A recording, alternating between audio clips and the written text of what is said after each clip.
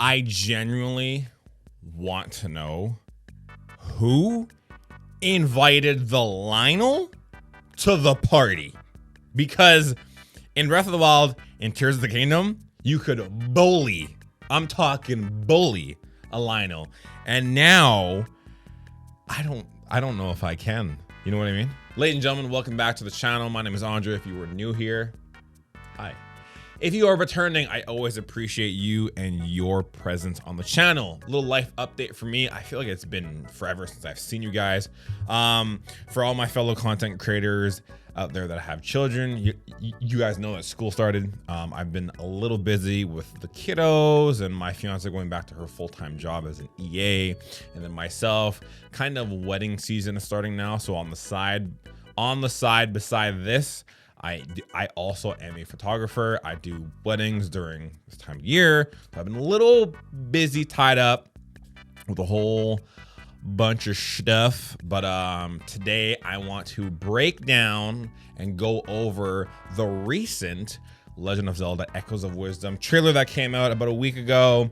There's also been some gameplay from PAX. There's a whole bunch of things that I have missed, but I have just been a little tied up with things in life. But I am here now. I want to kind of go over the trailer with you guys, break down, go over things that I've noticed, things that I'm excited for, all of the above.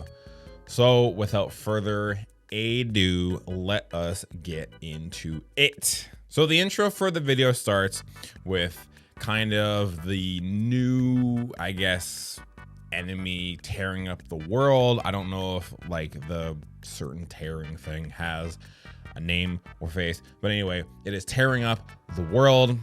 It gets to Hyrule Castle, and we see the king yeet Zelda out of the room, and unfortunately the king and the guards are taken into what we know now as the still world. So the environment and people and basically everything is at a still, as the name suggests, and the game basically tells you that they will eventually or evidently fade away into, I guess, nothingness. One thing that I noticed off the rip is the fact that Zelda can jump is already a huge W in my books. Having the ability to jump is just going to help traversal so much better. You can also still use the echoes to traverse the still world, which I think is a W because I didn't know if we would still be able to use them or not. Dungeons are back. Now that is one thing I know the community and myself have wanted for so long. I know, again, Breath of the Wild, Tears of the Kingdom gave us not really dungeons. I don't really know what to, beasts. I don't know what to really call them. Shrines, if you want to, mini dungeons. But yeah, dungeons are now back, and I think that is a pretty darn cool thing because I myself just love a nice linear dungeon.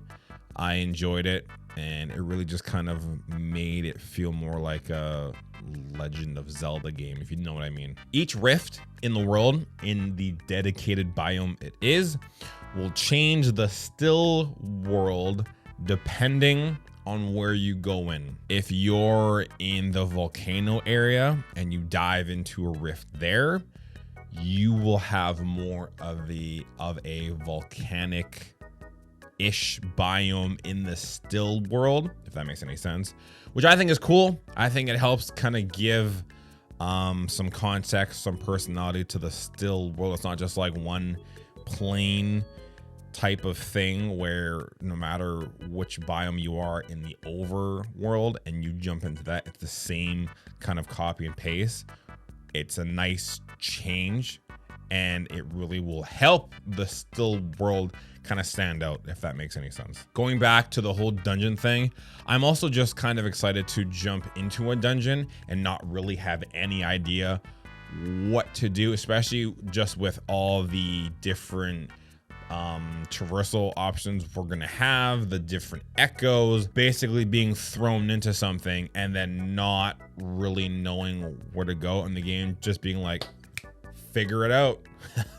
Use your imagination. So I'm excited to kind of like bang my head on a wall if I can't figure out something. Have that aspect of like using my mind more than just turning it off when playing a game. Okay, huge thing that we got from the trailer was sword fighter form. Now, this was a loaded question on whether or not Zelda was going to have a sword. We were going to see Link, XYZ. I know that I've stated previously before, I thought the game would be a little 70-30, 70% Zelda, 30% Link. There were so many speculation if like we're gonna find Link, if we're not gonna find Link, XYZ. But it's been confirmed that we find his mysterious sword, not the Master Sword, mysterious sword. She picks it up and she can get sword fighter form. She's basically embodying Link. And the one thing I really love about that form is that it's not, you can't crutch it. It's a magic gauge below your hearts that when you use it, it will deplete. And the only way you can find and refill it is if you go into the still world and get gems to refill it.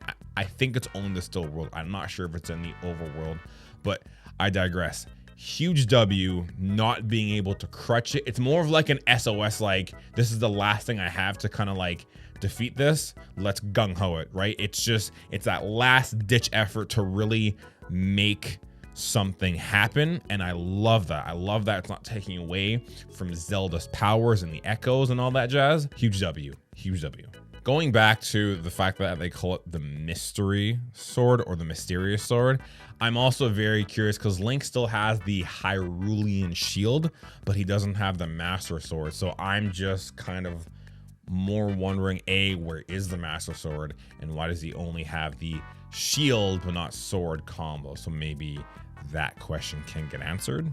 Not sure. Now to talk about the world, our boy Dompe, the old graveyard dude, he's back. He will make little gizmos, little gadgets, and they go boom when you throw them. I think that's super cool that they are introducing or throwing little Easter eggs at us.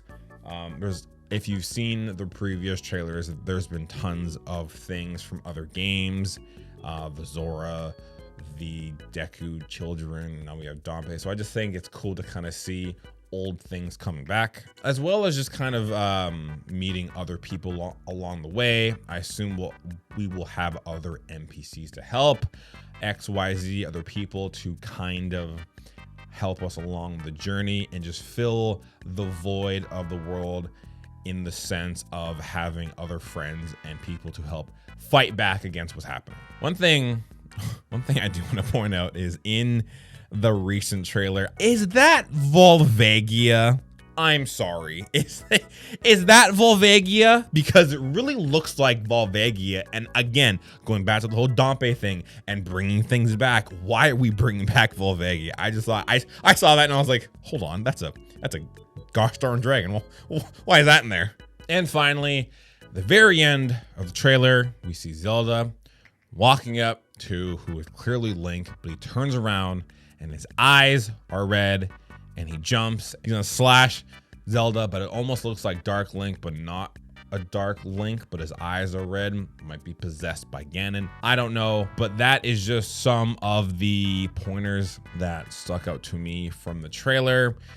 Little synopsis of the entire trailer. It looks good. It looks fun. It has finally, I won't say that. I won't say it finally. It has shed more light. That's the right way of saying it. It has shed more light on the world that we may have more questions about, more concerns. It has given us an answer to the whole sword thing. It has shown us some new enemies like the Lionel. That is very clear. Okay. Also, a little side tangent, same kind of thumbnail I'm talking about. Zelda is giving the meanest of mugs, and I need an amiibo. I'm just gonna say it. I need her mean mugging as an amiibo because it would be the best amiibo anyway. But I digress. Back to the whole new enemy things. Like I pointed out, Volvagia. I don't know if Volvagia is a enemy or just there, but we have the Lynels as well, which the reason why I'm afraid of Lynels in this game particular is because I can't do this to them.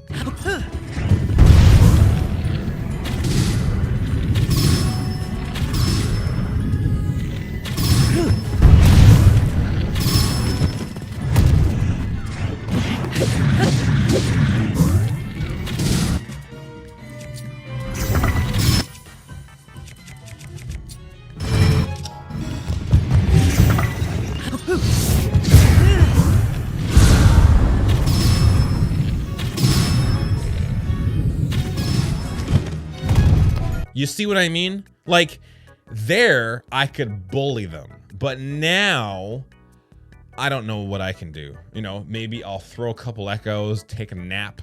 I don't know, because now I can apparently do that. I can overwhelm a boss with echoes and then just pop a beta up and then have a nap mid-fight, because why not? Hey, I'm close to dying. Bed. Sleep on it. I'm back. Like, it's just... so many things we can do in this game that are just wacky and funny, but that's why I'm excited to play this game and why I'm going to love this game. Because again, this trailer has just shown so much more of the still world.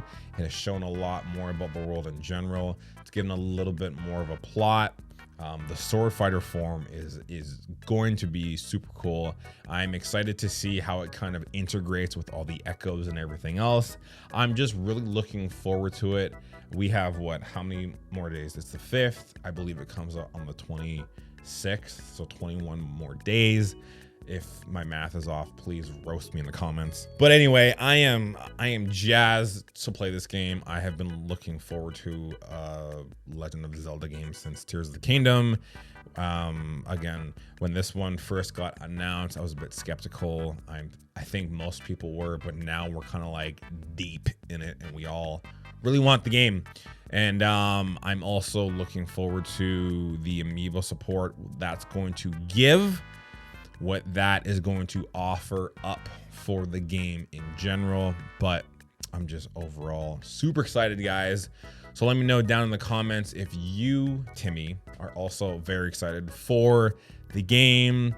More questions you might have, if any concerns you have, drop them down below. If you're excited to fight a Lynel, because I'm not.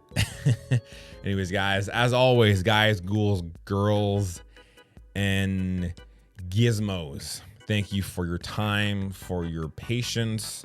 I miss you guys. I'll try and be on here a bit more now.